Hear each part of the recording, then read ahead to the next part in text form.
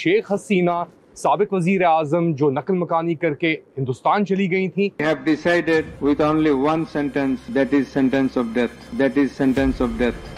जब student protest हुए और उनकी हुकूमत को उछाल दिया गया, उनको सजाए मौत दे दी गई है। वाजिद नाज़रीन, हमारे पड़ोस में एक केस स्टडी है बांग्लादेश में, जहां पर इंटरिम गवर्नमेंट अभी बनी हुई है, चुनाव हो नहीं पा रहा है। बांग्लादेश में एक ऐसा बड़ा फैसला ले लिया गया है जिसने शेख हसीना को तगड़ा झटका दे डाला है। शेख हसीना वाजिद जो कि एक्स प्राइम मिनिस्टर थी बांग्लादेश की, जिन्होंने अपना असाइलम भारत में लिया था, अब उनके लिए डेथ पेनल्टी जारी कर दी गई है। क्योंकि बता दें कि बांग्लादेश की पूर्व प्रधानमंत्री शेख हसीना को सोमवार को कई आरोपों में मौत की सजा सुनाई गई है। अब शुक्र है नाज़रीन, ये कुछ हमारे मुल्क के अंदर नहीं होता। हसीना वाजिद ने नाज़रीन अपोजिशन को चल दिया, उनकी धज्जियां उड़ा दी। शुक्र है नाज़रीन, हमारे मुल्क में अपोजिशन को नहीं कुचला गया कि वो मैनकाइंड यानी कि जो ह्यूमन काइंड है उसकी सबसे बड़ी दुश्मन निकली है। और जो प्रोटेस्ट बांग्लादेश में हम लोगों को दिखाई दे रहे हैं, जो दिमागे दिखाई दे रहे हैं, वो सारे के सारे कह लें कि जो हसीना है इनके कहने पर हुए। बांग्लादेश में जो हमने देखा एक बहुत खतरनाक प्रकरण है जिसको इंस्टीट्यूशनलाइज किया गया है, जिसको मेन फ्रेम किया गया है। सभी मामलों में शेख हसीना को दोषी ठहराते हुए कोर्ट ने कहा, हमने शेख हसीना को एक ही सजा देने का फैसला किया है और वो है मौत की सजा। हसीना वाजिद ने नाज़रीन तकरीबन 1400 बंदा मरवा दिया प्रोटेस्ट करने वाला। शुक्र है पाकिस्तान में हसीना वाजिद ने नाज़रीन 15 सालों का इक्तदार लिखवा कर ले लिया। नमस्कार दोस्तों, जय हिंद। ALN भारत में आपका स्वागत है। दोस्तों, बांग्लादेश के एक विशेष न्यायाधिकरण ने शेख हसीना को मृत्युदंड दिया है। ये निर्णय विरोध प्रदर्शनों के बाद लिया गया। भारत ने इस फैसले पर ध्यान दिया है और कहा है कि वो बांग्लादेश में शांति और लोकतंत्र को बढ़ावा देने के लिए सभी पक्षों के साथ बातचीत करेगा। विदेश मंत्रालय ने बांग्लादेश के लोगों के हितों के लिए भारत की प्रतिबद्धता को दोहराया।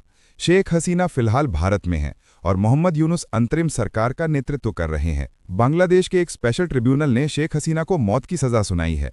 ये फैसला बांग्लादेश में हुए विरोध प्रदर्शनों के बाद तत्कालीन प्रधानमंत्री शेख हसीना द्वारा उठाए गए कदमों पर हुई सुनवाई के बाद आया है।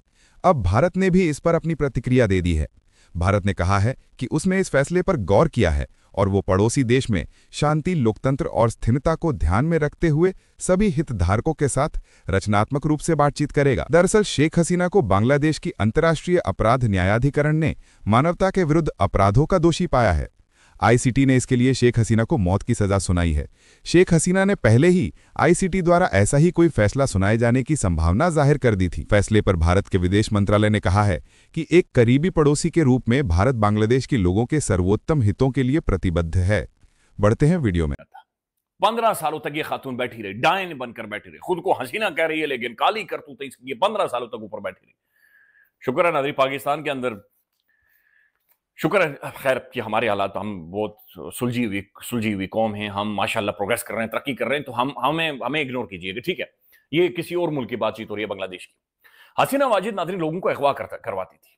हसीना वाजिद ने नाज़रीन बेसमेंट के अंदर ऐसे वो अकुबत खाने बनाए हुए थे, लोगों को वहां पर डाला, उसके बाद वीडियोज आई, खौफनाक थी। हसीना वाजिद नाज़रीन सफोकेट कर दिया, मीडिया बंद कर दिया, ब्लैंकेट कर दिया, लोगों की आवाज बंद कर दी।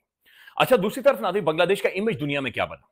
बांग्लादेश एक hard state, Bangladesh a brilliant nation, Bangladesh जिसके चिंडिया के साथ ताल्लुकात हैं, चिंडिया जिसके अमेरिका के साथ ताल्लुकात हैं, बांग्लादेश जिसकी GDP 6% के साथ ग्रोथ कर रही है। बांग्लादेश में और दुनिया को बहरहाल ये भी बताया गया कि भाईजान बांग्लादेश एशियन टाइगर बनने जा रहा है। ये भी दुनिया को बताया गया कि पाकिस्तान की और इस खित्ते की जो टेक्सटाइल एक्सपोर्ट्स हैं या जो टेक्सटाइल का कारोबार है वो बांग्लादेश शिफ्ट हो रहा है। बांग्लादेश की मौजें लगी हुई हैं। अच्छा, हम भी सब समझ रहे हैं कि बांग्लादेश की मौजें लगी हुई। वन फाइन डे नाज़रीन हमें पता चलता है कि हसीना वाजिद का महल घेर लिया गया है। या आप ये शेख हसीना के साथ क्या हुआ क्या नहीं हुआ उसके परिप्रेक्ष्य में रखे एक बड़े एंगल से इसे देखने का प्रयास करें।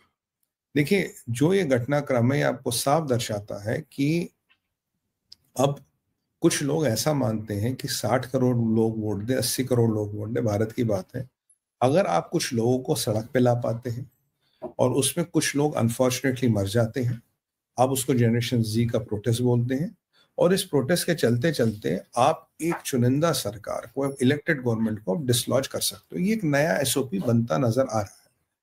और अगर जो शासन प्रशासन लॉ एंड ऑर्डर मेंटेन करती है, गाज उसके सर पे गिरती है, कहानी उसकी ओर हो जाती है।